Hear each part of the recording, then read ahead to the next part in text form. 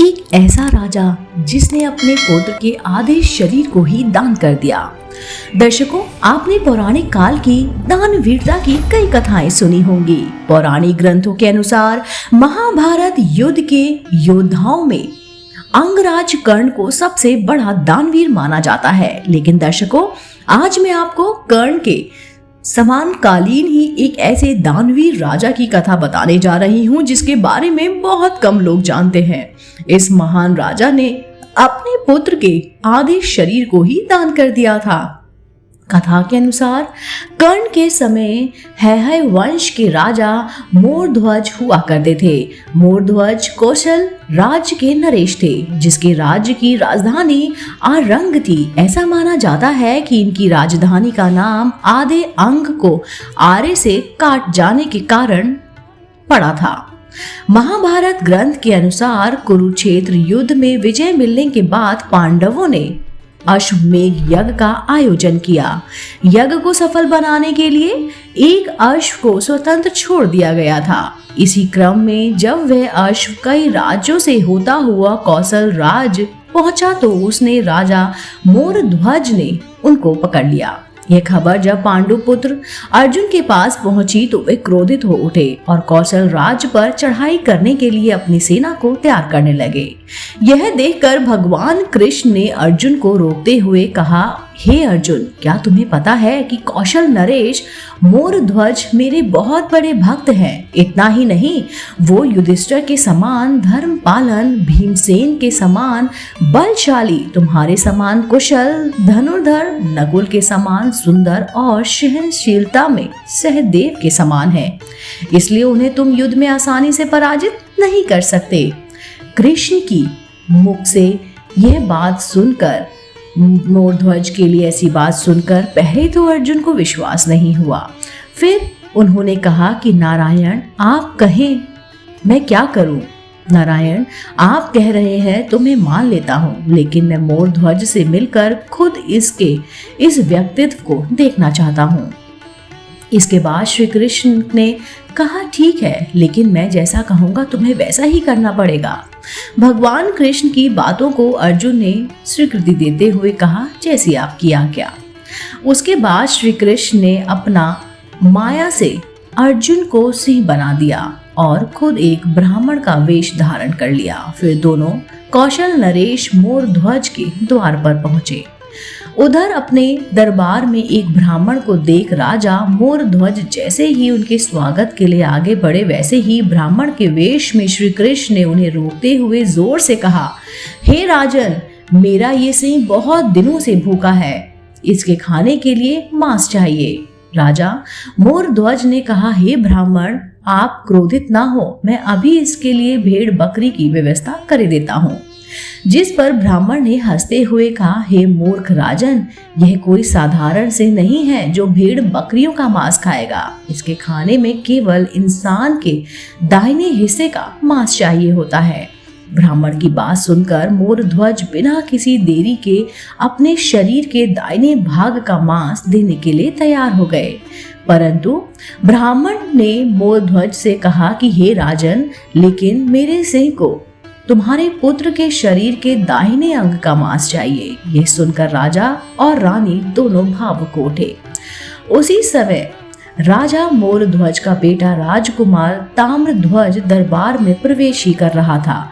उन्होंने ब्राह्मण की सारी बातें सुन ली। उसके दरबार में आते ही कहा कि हे ब्राह्मण श्रेष्ठ, मैं अपना दाहिना अंग देने के लिए तैयार हूँ। यह सुन ब्राह्मण को आश्चर्य हुआ। फिर ब्राह्मण ने एक और शर्त रखते हुए कहा कि राजकुमार ताम्रध्वज के आधे अंग को काटने के लिए राजा और रानी दोनों ने मिलकर आरी चलानी शुरू की।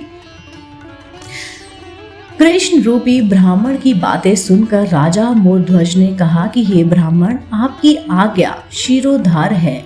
उसके बाद राजा ने सेवकों को तत्काल आरी लाने का आदेश दे दिया। राजा की आज्ञा पाते ही सेवक गण तुरंत आरी ले आए। उसके बाद राजा और रानी ने अपने पुत्र ताम्रध्वज को आरी से बीचों बीच विभाजित करना आरंभ कर दिया। तभी ब्राह्मण ने देखा कि राजकुमार के बाएं अंगों से आंसू बह रहा था। इससे क्रुद्ध होकर ब्राह्मण ने कहा कि मेरा सिंह रोते हुए राजकुमार का मांस नहीं खा सकता।